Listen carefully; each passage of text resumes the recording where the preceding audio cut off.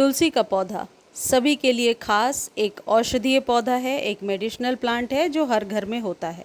तुलसी का सूखना कभी भी अच्छा नहीं माना जाता। आज के वीडियो में आप जानेंगे कि पतझड़ शुरू होने के पहले, तेज़ सर्दियां शुरू होने के पहले तुलसी के पत्तों को जो इस तरीके से रूखे बेजान हो रहे हैं, सूखने से कैसे बचाना है, कीड़े मकोड़ों से बचाकर कैसे रखना है, और यदि आपकी तुलसी सूख रही हैं तो क्या करेंगे, ऐसी कौन सी चीज़ डालेंगे जिससे हमारी तुलसी का पौधा वापस हरा भरा हो जाएगा, नई नई पत्तियां निकालेगा। जैसा आप गमले में देख पा रहे हैं, बहुत सारे पत्ते अपने आप टूट कर गिर रहे हैं और सूखी डंडी सी होती जा रही हैं तुलसी जी।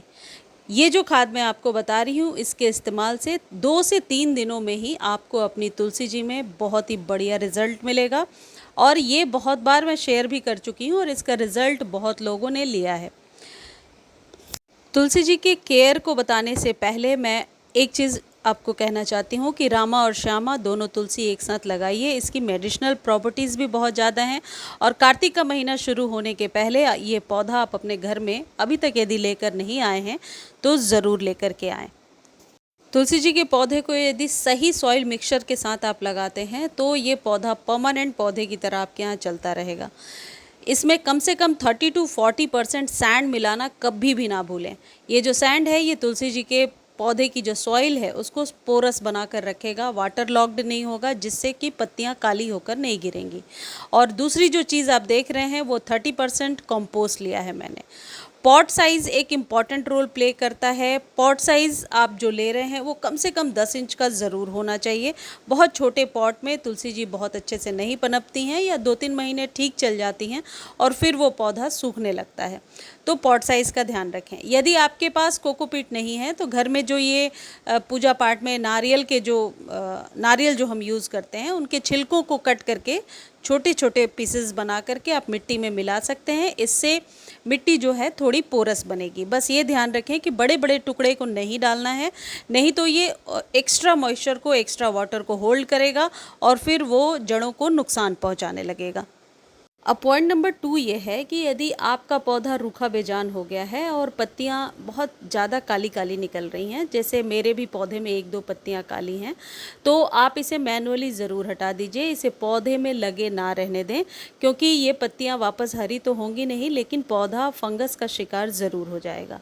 इस तरीके से नई कोमलांगी पत्तियों को लेने के लिए पुरानी पत्तियाँ जो काली हो रही हैं उन्हें हटाना बहुत ज़रूरी है।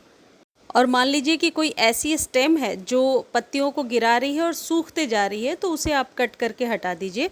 उस स्टेम को आप काटेंगे तो नई स्टेम आप ज़रूर ले पाएंगे, जो खाद मैं बता रही हूँ उसको देने के बाद। क्योंकि जो तुलसी का पौधा है, सूखे हुए स्टेम पर तो कभी भी वापस पत्तियाँ नहीं आएंगी। इस तरीके से यदि सीड्स बनने लगे हैं तो इनको रिमूव करना ज़रूरी है, यानी अपर पोर्शन को प्लग ऑफ कर दीजिए, कट कर दीजिए, जिसे पिंचिंग कह सकते हैं आप। और इस तरीके से यदि ऊपरी पत्तियां सूख रही हैं तो इसे ज़रूर आप हटा दीजिए। दिन देख लेना, जैसे आज द्वादशी है, मैं टच नहीं कर रही हूँ क्योंकि द्वादशी के दिन तुलसी जी को टच नहीं करते हैं। तो आप ऐसे किसी दिन संडे और ट्यूसडे छोड़ करके इन्हें कैंची की सहायता से ज़रूर कट कर दीजिए।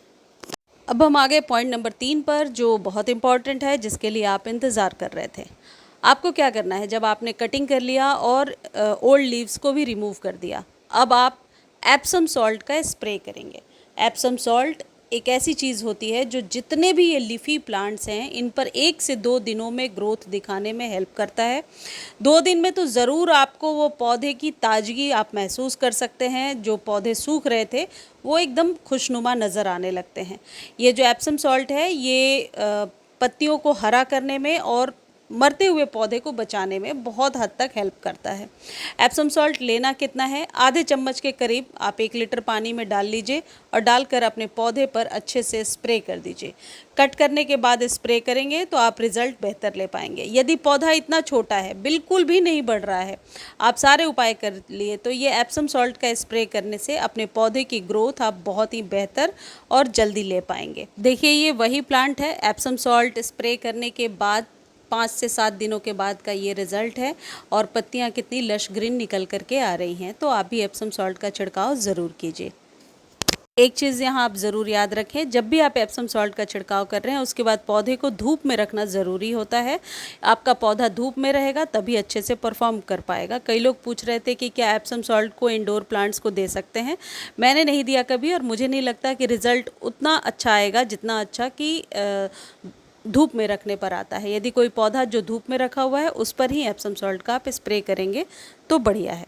गर्मियों में तो हमारी तुलसी बहुत अच्छे से बढ़ती हैं, लेकिन सर्दियों में इस पौधे में फंगस ज़रूर लगता है। पत्तियों के ऊपर काले कीड़े हो जाते हैं जो पत्तियों को बिल्कुल सोख लेते हैं और पत्तियां रुखी बेजान होती हैं।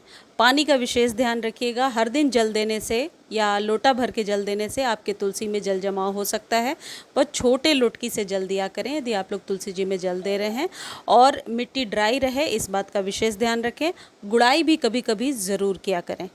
अब आते हैं अगले पॉइंट पर, कीड़े मकोड़ों से सुरक्षित कैसे रखना है। देखिए अभी यदि फंगस का लगना शुरू हो गया है तो आप टर्मरिक से यानी हल्दी से इसका इलाज कर सकते हैं। मैं बहुत सारे इलाज बता रही हूँ, आपको जो सूटेबल लगे वो कर लीजिए। हल्दी को थोड़ा सा गमले के ऊपर छिड़क दीजिए, उस दिन पानी नहीं देना है जिस दिन छिड़क रहे हैं, और आधे चम्मच हल्दी पाउडर को पानी में डाल करके अच्छे से स्प्रे कर दीजिए। स्प्रे करने के बाद नॉर्मल वाटर से स्प्रे नहीं करना है, नेक्स्ट डे ही स्प्रे करना है, इस बात का ध्यान रखिए। और ये जो हल्दी है ये एंटी फंगल के रूप में काम करता है। जो एप्सम सॉल्ट था उसके लिए मैं ये बताना भूल गई कि वो आपको 15 दिनों पर एक बार अभी इस्तेमाल करना है, और ये जो हल्दी है ये भी 10 से 15 दिनों पर एक बार इस्तेमाल करेंगे। हल्दी को इस्तेमाल करने के बाद आप कोशिश करें कि इसे धूप में ना रखें। अब यदि आपको लगता है ये सारे उपाय कर लिए फिर भी आपका ठीक नहीं हो रहा है पौधा, तो आप 4-5 बूंद नीम ऑयल की ले लीजिए और उससे अपने पौधे पर स्प्रे कर दीजिए। ये जो नीम ऑयल है ये बहुत आसानी से आपको मिल जाएगा किसी भी खाद के शॉप पे। नीम ऑयल नहीं आप खरीद पा रहे हैं तो उसको खरीदने का लिंक डिस्क्रिप्शन में दे दिया है। एप्सम सॉल्ट खरीदने का भी लिंक डिस्क्रिप्शन में दिया हुआ है, आप जाकर वहाँ से लिंक कॉपी करके खरीद सकते हैं। यदि लिंक कॉपी नहीं कर पा रहे हैं तो आप खाद के नेम के साथ मुझे टेक्स्ट कर दीजिए कि मुझे इस खाद का लिंक भेज दीजिए, तो मैं आपको लिंक प्रोवाइड कर दूंगी। इन काले कीड़ों को हटाने के लिए एक उपाय आप और कर सकते हैं जो फ्री का ही है ऑलमोस्ट, और ये जो तीनों उपाय मैंने बताए हैं ये इनमें से कोई भी कर सकते हैं या 8 से 10 दिनों के गैप पर आप तीनों ही कर सकते हैं। देखिए आपको 2 चम्मच सिर्फ कच्चा दूध लेना है और इसे पानी में मिला लेना है। 1 लीटर पानी में मिला लीजिए। ये बताने के पहले मैं आपको ये बता देना चाहती हूँ कि जो कच्चा दूध है इसमें विटामिन्स तो होते ही हैं, कैल्शियम, फॉस्फोरस, मैग्नीशियम भी होते हैं, लेकिन ये इसका छिड़काव करने से जितने भी काले काले कीड़े जो तुलसी जी पर चिपके होते हैं वो ज़रूर निश्चित तौर पर चले जाते हैं। तो ये 2 चम्मच आप दूध को पानी में डालिए और तुलसी जी पर अच्छे से स्प्रे कर दीजिए। वापस 8 से 10 दिनों के बाद आप इसे रिपीट कर सकते हैं। ऐसा करके देखिए, इन तीनों उपाय में से ज़रूर फ़ायदा होगा। फ्री में ही काले कीड़े भागेंगे आपके तुलसी जी के पौधे पर। और ये सबसे अच्छी बात यह है कि ये तीनों उपाय सालों भर किया जा सकता है, इसका कोई सीज़न नहीं है। मिट्टी को पोरस और बढ़िया बना करके रखिए, धूप में रखिए, कभी नहीं सूखेंगी आपकी तुलसी जी। अब वीडियो को लाइक, शेयर, सब्सक्राइब किए बिना बिल्कुल कहीं भी नहीं जाना है आप लोगों को, और फेसबुक पर देख रहे हैं तो फॉलो कीजिए और शेयर कीजिए। धन्यवाद।